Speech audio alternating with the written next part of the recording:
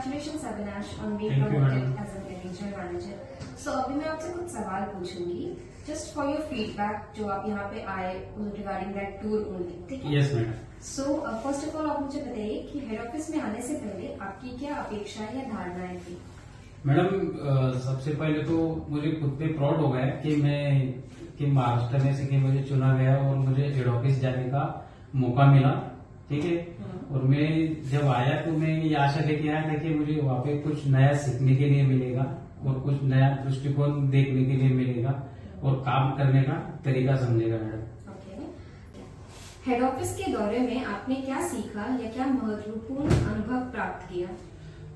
Head office के दौरान में मैडम मैंने ये महत्वपूर्ण सीखा कि जो अपना कंपनी का जो पॉलिसी होता है, HR पॉलिसी, जैसा डिस्बर्समेंट का पॉलिसी, जैसा कि मनोज सर से मिलने के बाद हमको CGD के बारे में मालूम पड़ा कि अभी उसमें कुछ नए बदलाव आने वाले, वो सीखने के लिए मिला। ऐसे बहुत कुछ यहाँ पे जो नया था, जो मुझे नहीं पता था, वो मुझे यहाँ पे आने के बाद थोड़ा अच्छा मालूम पड़ा मैडम। क्या हेड ऑफिस में आपको ऐसी कोई जानकारी मिली जो शाखा में रहते हुए आपको नहीं पता था? Yes madam, sure. यहाँ पे आने के बाद मुझे ये मालूम पड़ा मैडम कि जो हमारे HR की जो पॉलिसी होता है, जैसे इंश्योरेंस के बारे में, जैसे हम जानते थे कि वहाँ पे हमको GTA, GPA, GMC, WC इसके बारे में इतना डिटेल्स में हमको ज्यादा ये नहीं था कि GTLI में क्या होता है, ESIC में क्या लागू होता है और किसको ज्यादा उसका बेनिफिट मिलता है और किस किस चीज के रिगार्डिंग मिलता है और उसका क्लेम कैसा करना पड़ता है। जैसा अखिल सर के साथ हमने बात किया तो उसके बारे में हमको बहुत अच्छे से मालूम, पूरे डीपली मालूम पड़ा मैम को ना।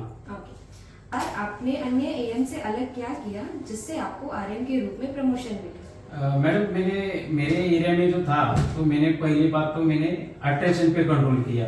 मैंने अट्रैक्शन मेरे एरिया में ज्यादा से ज्यादा नहीं होने दिया और मैंने हायरिंग पे ज्यादा ध्यान रखा और मैंने मेरी टीम को कैसा मोटिवेशन करेंगे और वो कैसे ज्यादा से ज्यादा अपना लक्ष्य को पूरा करेगा, उस पे ज्यादा से ज्यादा मैंने ध्यान दिया मैडम। जो मेरे टारगेट्स आते थे वो मैं टारगेट्स का टैचेथी बनाता था कि मुझे कैसा करना है, मेरा टारगेट कैसा होगा। कलेक्ट जैसे 1 से 12 तक हमारा कलेक्शन होता है तो 1 से 12 में ही मैंने बिजनेस का भी प्लानिंग किया। तो हमने उसमें बिजनेस भी किया 1 से 12 में और उसके अगेंस्ट में जो हमारे 1 से 12 में जो कलेक्शन छुट्टा था तो उसके कलेक्शन रिकवरी का भी प्लान किया और बिजनेस का ही प्लान किया मैम। और जैसे हमारी कंपनी की तरफ से नए नए प्रोडक्ट्स जैसे RNR आते थे, RNR इंसेंटिव में बदलाव होता था तो उसके रिगार्डिंग मैंने टीम को मोटिवेट किया और उसको पैसे कमाने की आदत लगा दिया कि तुझे क्या करने से क्या मिलेगा करके।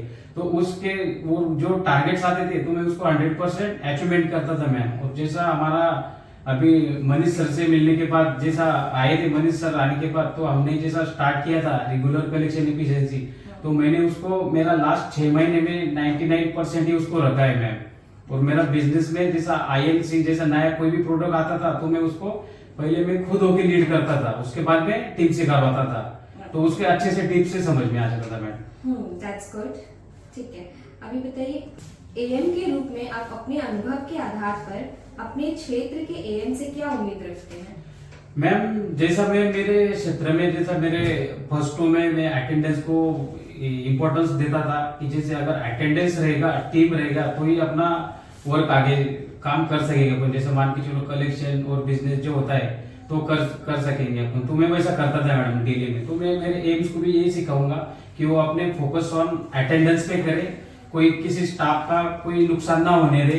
जैसे उसके सैलरी में डिडक्शन होता है, फ्यूल में होता है, तो उसके बारे में ध्यान रखे। वो अटेंडेंस मार्क कर रहा है नहीं कर रहा है, वो अटेंडेंस पे ज्यादा से ज्यादा ध्यान दे।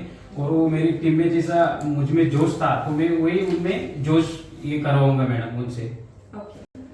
ठीक है, अब जब आप नए RM बने हैं तो आगे के लिए आपकी क्या योजनाएं हैं? मैडम जैसे कि मैं नया RM बना हूँ अभी, तो मैं जैसे मेरे एरिया में मेरा जैसा स्ट्रेटजी था मैम, मैं जैसा करता था कि जैसे मैंने मेरे एरिया में जो फ्रॉड का था उसमें कंट्रोल किया था, वो होने नहीं दिया मैंने, एट्रिशन होने नहीं दिया। जैसा स्टाफ को सब डीपली मॉनिटरिंग करता था कि जैसे वो उसको जैसे मैं ऊपर से कोई अपना RNR आता है, कोई इन्फॉर्मेशन आती है वो स्टाफ तक जाती है नहीं जाती है, तो मैं वो क्रॉस चेक करता था। डायरेक्टली सरप्राइज कॉल करता था, स्टाफ को पूछ के करता था कि आपको इस बारे में इसको मालूमात पड़ी या नहीं पड़ी। अगर उसको नहीं मिली हो तो उसको समझा के बताता था क्या हो रहा है। और मेरे एरिया में जो स्टाफ होता था जो नॉन परफॉर्मिंग है तो तो मैं उसको इम्प्रूवमेंट करने के लिए उसको बताता था कि आपको क्या करना है क्या नहीं करना है, और उसको ब्रांच जाके थोड़ा मोटिवेशन करता था। ऐसे में मेरे सब टीम में बीएम्स और एम्स सबको मैं ऐसे डाउनलोड करके सबको यही बताऊंगा मैम कि अपनों को क्या करना है। जैसे पूरा लक्ष्य लेना है तो अपना लक्ष्य रहेगा स्टार्ट का, तो कलेक्शन पूरा रीजन का 99 हमें करना है। और बिजनेस का तो जैसा अपना अभी आया है जैसे 45 लाख पर बीएम पर ब्रांच करना है, तो ज्यादा से ज्यादा उस पर हम फोकस करेंगे। और जैसा नया प्रोडक्ट अभी हमारा लॉन्च हुआ है मैम आईएलसी बोल के, तो हम मैक्सिमम फोकस उस पर करेंगे। ऐसा पूरा टोटल प्लान करेंगे मैम। एनी एडिशनल इंफॉर्मेशन जो आप अभी अपना कुछ शेयर करना चाहते हो फीडबैक? तो ये रहेगा मैम कि जो दिल से लगन से काम करेगा वो तो सक्सेस होने ही वाला है मैम। खाली फोकस अपना काम पे होना चाहिए बस, जैसे बाकी की चीजों पे फोकस नहीं होना चाहिए। फोकस ऑन खाली हमारा वर्क टू वर्क ही रहना चाहिए मैम। जैसे जिसके लिए हम आए हैं उस पर ही मैक्सिमम फोकस देना चाहिए ma'am. Okay, once again congratulations. I hope और सक्सेस मिले आपको आगे।